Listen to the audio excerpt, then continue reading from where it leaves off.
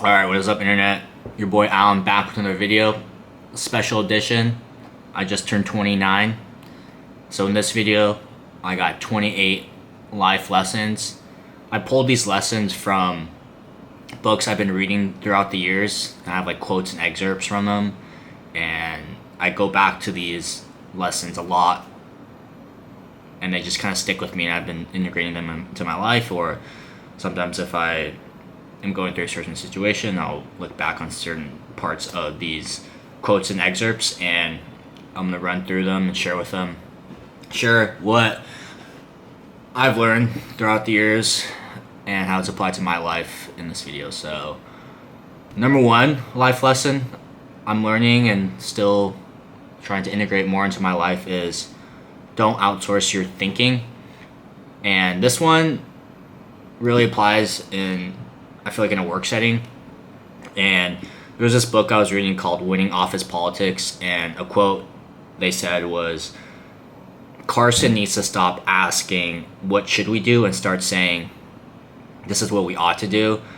And this really resonated with me because I feel like I've been that Carson, especially in my younger beginning of my career. I was a junior employee, so I kind of just listened to whatever the senior employee told me to do. I would ask them what to do. And then as I became more mid-level in my career, I still carry part of that mindset of like, oh, this is... I was still asking that question, like, what should we do? What should we do? But like, once you graduate and become more mature in your career and just in life in general, you need to be... I need to begin, and I'm doing this better. I'm being better at this now, but it's just saying, this is what we should do. And then it just opens up a discussion of, sharing your ideas, and maybe they'll help you iron it out. But I think that mindset kind of comes from me wanting to be a easy person to work with and being agreeable, but that being agreeable is not the same thing as being valuable.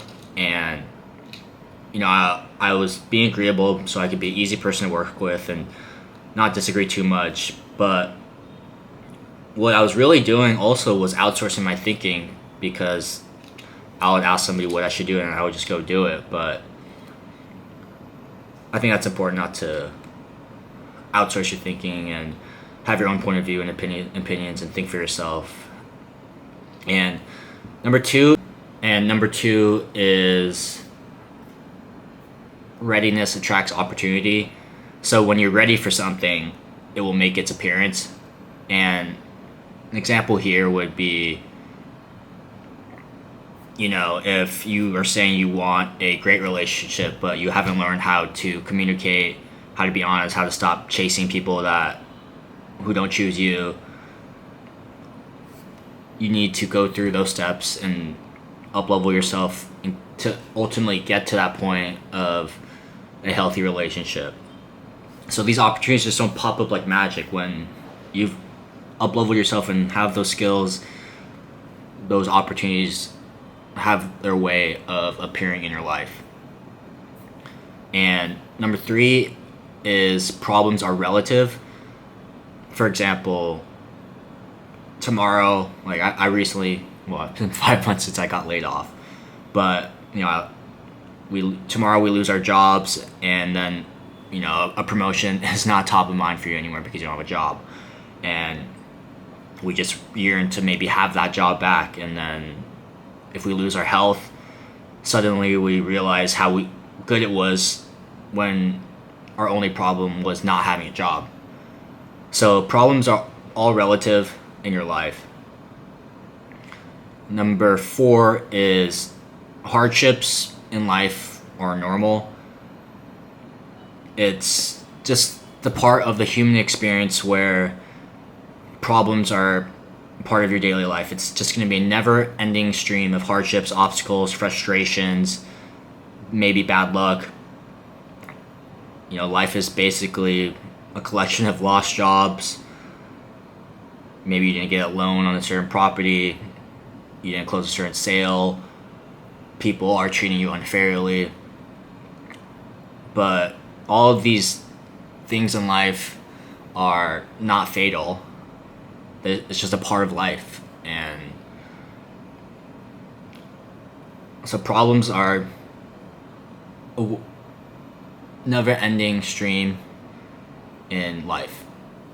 Pause before reacting, number 5. So this is something that I feel like I've been learning more, especially when I got laid off from my job. Right, when you lose a job, it just feel like a life vest has been like snatched away from you, and then your first reaction is survival. So you're going to be reaching for that life raft. So, for example, like when I got laid off, my initial reaction was, okay, let me get my LinkedIn updated, let me get my resume updated, and start shooting out applications and start looking for a new job. But sometimes in big turning points in life, it's good to take a breather, take an emotional break, take some time to reflect, and not just jump into anything, right? I could have jumped into any job, but I don't want to choose any job for my next job because that's ultimately just going to hurt my resume even more, right? If it doesn't work out, it's going to hurt my resume if I choose the wrong company, and it's going to be this like cycle. So it's important to pause before you react and evaluate a certain situation and not just jump into something right away. Number 6 is trusting your gut. In one of the books I read called Relentless, it had a quote where the book basically said, like, Oprah said every right decision she's ever made came from her gut, and every wrong decision she made was a result of me not listening to it. And I think the gut reaction thing is something I've been getting a lot better about over these past years, and I'm still trying to polish it up and get better at it. But usually the gut reaction is sometimes that first thought that comes into your mind of that feeling when you think of an idea, or I think it could be, oh, you like said that wrong, and then you start to like overthink it and think about how you're gonna go fix the problem, but it's pretty obviously the first thing you should do to fix the problem, but then you start to overthink, and then you actually don't end up fixing the problem because your judgment gets cloudy and you might start asking other people for their advice. But deep down, it's usually that first reaction, that first thought is usually the right thought, and you know what to do. You don't need to go search for outside sources and outside opinions, because at the end of the day, it's in your human instinct, your survival instinct, that first initial thought. It's important to take action on that. Number 7 is defining success yourself. It's about establishing your own vision of what it means to be successful. You can't let anybody else define that for you. Like, what does your gut tell you on what success is? What instincts know about what you should be? Your instincts know about what you should be doing and how you're going to succeed and how you're going to do it. And I think, like, growing up, report cards, and they're all defining success for you. And when you're working a job, they define success for you as well through a rubric of performance indicators. And even for myself, like, I'm defining success of what I want from my life now, since not having a job anymore. Like, I used to see success as, there's like the societal standards of success usually in America is like how much money you make, what's your job title, net worth. But I think that's like a societal pressure, and I'm trying to take a step back from conforming to these things of, I'm going to be successful once I make it to VP of marketing or something. What I'm trying to say is, you need to have your own vision of success. You can't just say, like, okay, like, your mom had this version of success for you is getting straight A's, but maybe that's not your version of success. Maybe my version of success now is to have freedom of time and to do what I want to do when I want to do it, and not be locked down onto something. I mean, I think the definition of success is constantly changing on your part of life, but I think it's important to live life on your own terms and not what somebody else expects or is expecting of you. And then number 8 is experiences cannot wait. I think a lot of us, I know I did this a lot, is delaying experiences. Example here would be, imagine you're a parent and you're working your 9 to 5 job and your son has a soccer game. He's 8 years old, and you're constantly missing these soccer games. But like, when are you gonna get the moment to get when your son's 8 and he's playing soccer and you can go watch his games? You'll get another day in office, but that exact moment in time where he's playing soccer and he's young, he's gonna grow up and then you're not gonna be able to go to soccer games anymore. Or a lot of us, we get busy. I know I've had this happen to me a lot. Just busy chasing XYZ goals of whatever you're working for a future benefit. But it's also important to wake up and smell the roses at times and have meaningful experiences with the people you love right now. You can't delay everything, but obviously you can delay some things, but I think it's important to know when to not work another hour or go on that trip. It's important to say, you can't just say, oh, maybe I'll make it back here and go on that trip with you later. There might not be a later. So it's just the idea that don't let experiences, or we cannot wait for experiences, because the certain moment in time, it's going to pass and then that moment's gone. And money is meant to buy experiences, for my 9th lesson. So the purpose of money is to have experiences with the people you love, friends, family, or even by yourself. So if you're just earning money to earn money and not experience things with your loved ones, you're depriving yourself of having, or you're just depriving the whole yourself of a more fulfilling life, because the purpose is to spend your money, not to just hoard all of it. Obviously, there needs to be a balance, because you need to have some safety net, but I think my example here was, I was working the last 5 or 6 years stacking and saving, and now I'm unemployed, and now I'm spending my savings. But then I zoom out, I'm like, oh, this is the reason I have savings, to go travel Asia and experience these things.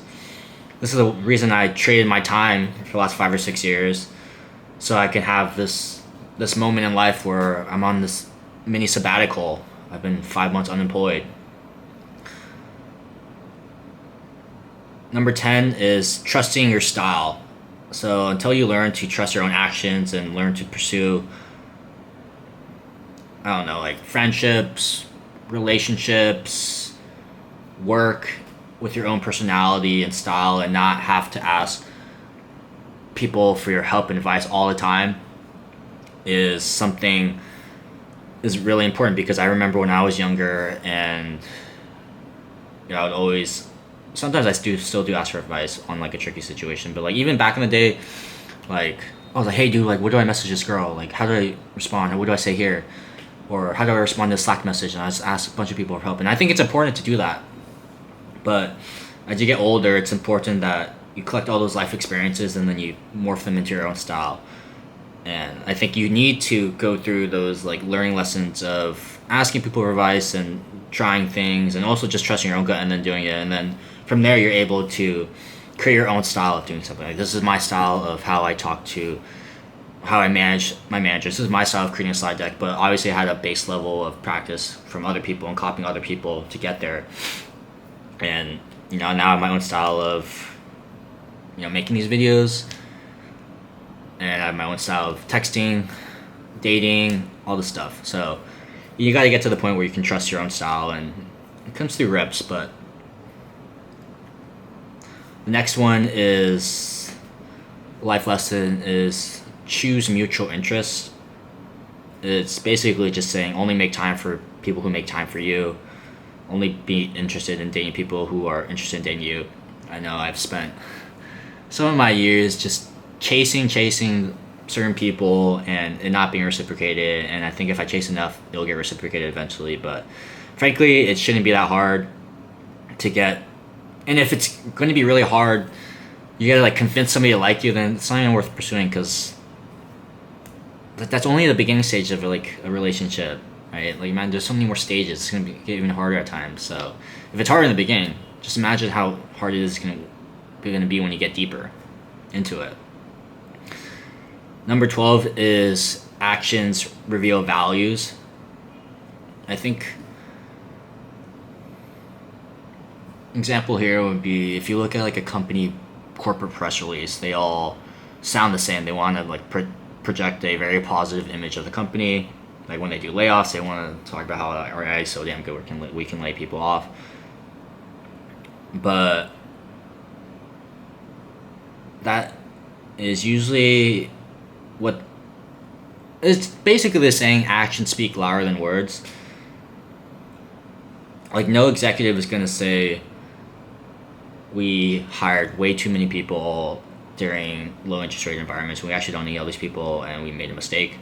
They're gonna just spin it the story and say AI, our technology is so good, AI is taking these jobs, but they don't want to admit that they made a mistake and it makes them look bad. So they're gonna spin that story and say AI is taking jobs, but in reality they just overhired people and now they need to lay off all of these people. The gist of it is actions speak louder than words. Judge somebody based off what they're doing, not what they're just saying, because words are cheap. And then number 13 is have a point of view. It kind of goes back to my first point of, I'm definitely in the past have been that submissive employee, just really eager to please and afraid to disagree, and just being super agreeable, and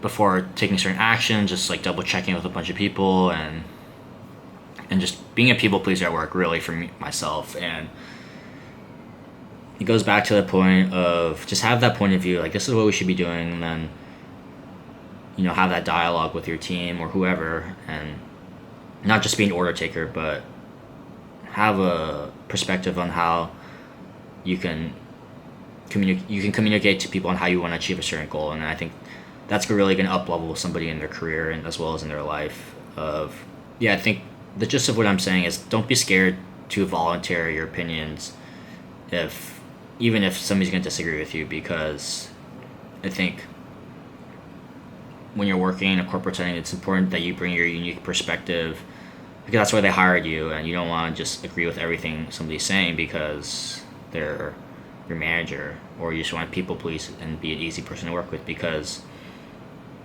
people want that pushback at times, as long as you have a strong point of view on how to do it. But number 14 is advice rarely helps, because I think everybody's advice usually comes from their own life perspective on how they would do something differently and what they want to get better at. But their life is a lot different than your life, so their advice might not actually work for you. Sure, some advice works really well if that person was in the exact same position you were at,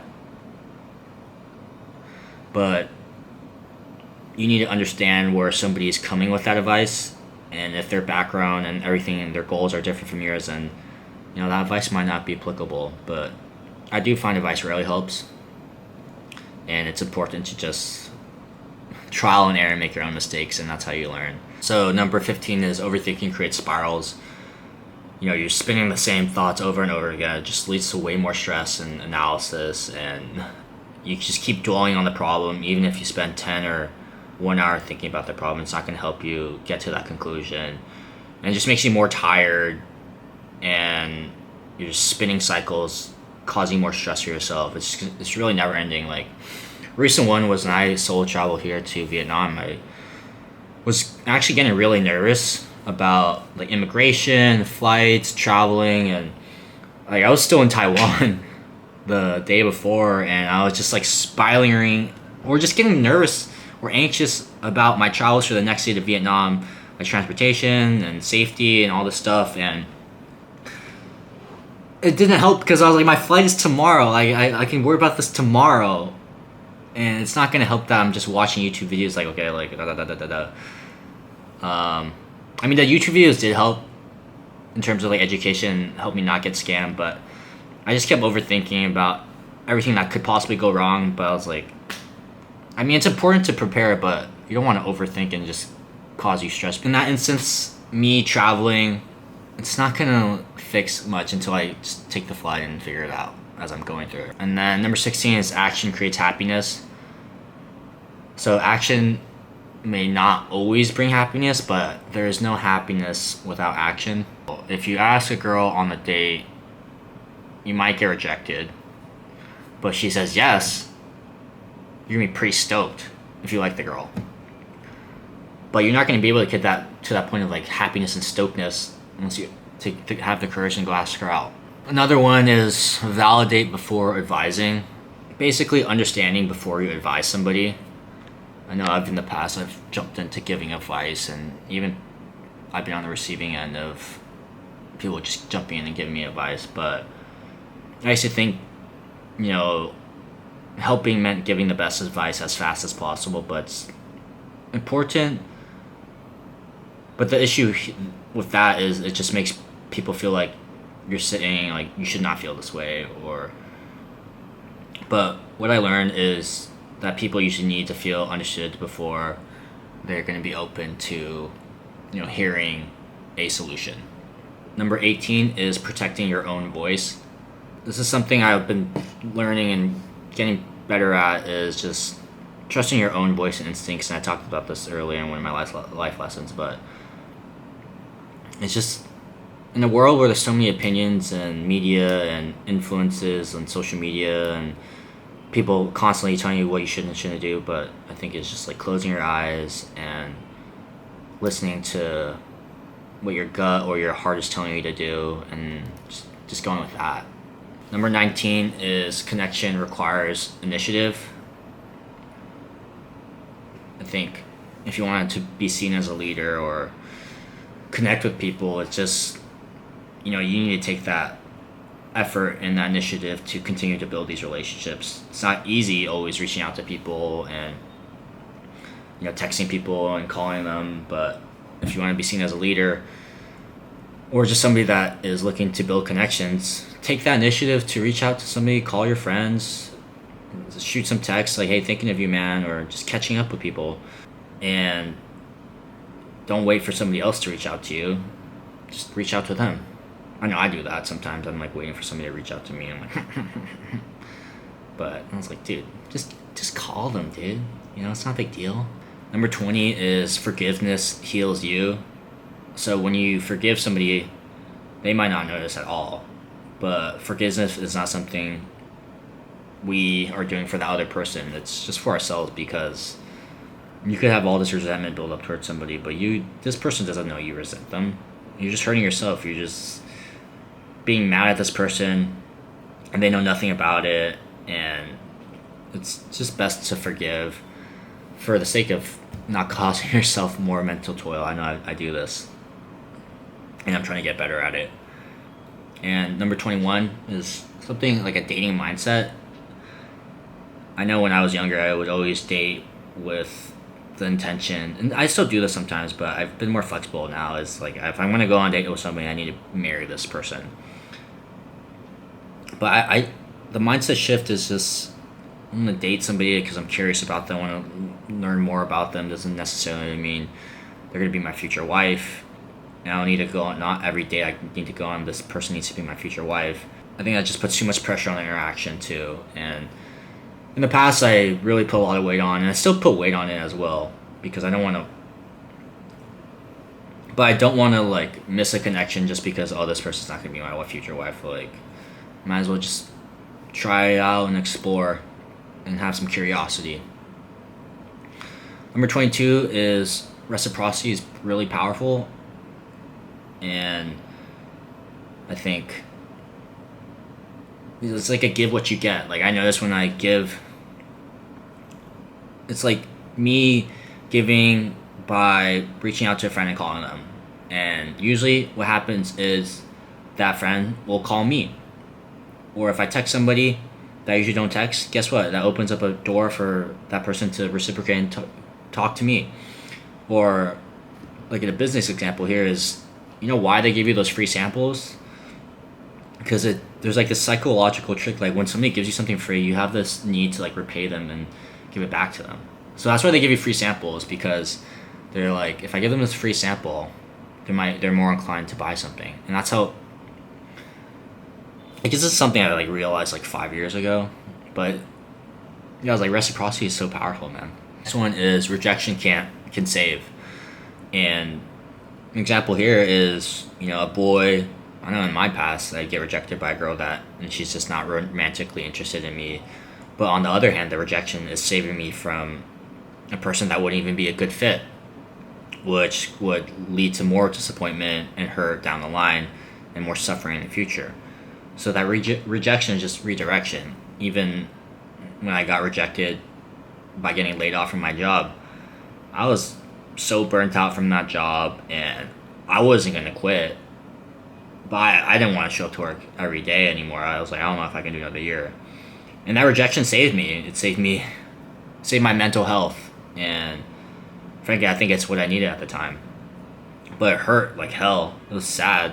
I was disappointed in myself. But as I reflect back on it, I was like, I'm glad they did that for me, because I wasn't going to do it to myself. Number 24 is authenticity earns respect. So a person that lives authentically, it doesn't seek other people's approval, gains more respect than someone whose goal is to only appease. And I fall into this trap in my life, just trying to be a people pleaser and getting people's approval. But I notice when I have the best friendships and relationships, I'm like unapologetically myself, and I think that earns a lot of respect because I'm comfortable to be myself and I'm not trying to be somebody and conform. I do this a lot sometimes when I'm working. It's just being an approval, people-pleasing guy. That's a lesson I'm continuing to work on, of not seeking approval from others and just unapologetically be myself. And through that, I'm being authentic, and that earns respect from others. Number 25 is make others successful. For example, like the most successful companies in the world are all helping other people be successful. Like on Amazon, getting 1-day shipping, 2-day shipping, they're helping people get their products faster. They're helping people make their lives better, more efficient, easier. So that, and in turn, they make a lot of money doing that because they're solving a key problem and they're helping make other people successful in other parts of their lives and making their life easier in some sense. Number 26 is failure builds success. So, I think some of the most successful people I've seen in my life and what I read online in books is the most successful people have failed the most times. It's rare that a unsuccessful person, usually unsuccessful people, they just got tired of failing and they couldn't take it anymore. They just quit after a few times, and then in turn they just gave up. But I think the most successful people have the most reps and most failures, because you have to learn. Well, when you fail more, you're learning more, and when you're learning, you're able to not make those same mistakes again, and then you can become successful. So it's just really having a more optimistic attitude about life and getting back up. If you fail, get back up. If you lose your job, get back up. If the video flops, get back up. And keep trying again and trying to get better. Number 27 is copy what you love. I think it's important when you're starting out. Like even when I was making videos, I used to copy Casey Neistat's editing, and I would take his editing style and put it in my style, and then I would take some other person's videos I really liked and I'll weave that into my video. And then after I've copied enough people, but from different aspects, like Casey Neistat editing or Scott Galloway for business, and I bring that into my content or my style, and that ultimately forms an original style because it's just a mashup of a bunch of other people's things. But I think it's important when you're starting out doing things, it's to copy what you're inspired by. Eventually you'll get to originality from there. And then number 28 is I'm still trying to get better at this, is boredom creates ideas. I think it's so important to be bored. I don't know if it's like an American mindset thing where you always feel like you need to be doing something, but I think I get some of my best ideas when I just sit at a wall I'm not scrolling my phone, and just have time to think, be with my thoughts. Like, I'll go on a walk, no podcast, no music, just walking. And that can get kind of boring for some people, but man, some of the best ideas and things just start exploding into your mind. Sometimes I just like meditate, look at a wall or something, and all these ideas would just start popping up in my mind. So I think it's important to be bored, not doom scroll all the time. You don't need to be busy all the time, and by being busy, you're just distracting your brain. But your brain needs that space to be bored. And you don't need to be busy doing something at every single hour of the day. Just be bored, and some of your best ideas will come to your mind. Well, that is my video for today. 28 lessons from 28 years of life, from different books I've read and different lessons I've taken from them that really resonate with me, and I want to share with everybody here. Thanks for tuning into this video, and I hope it was helpful, and I'll see everybody in the next one. Peace.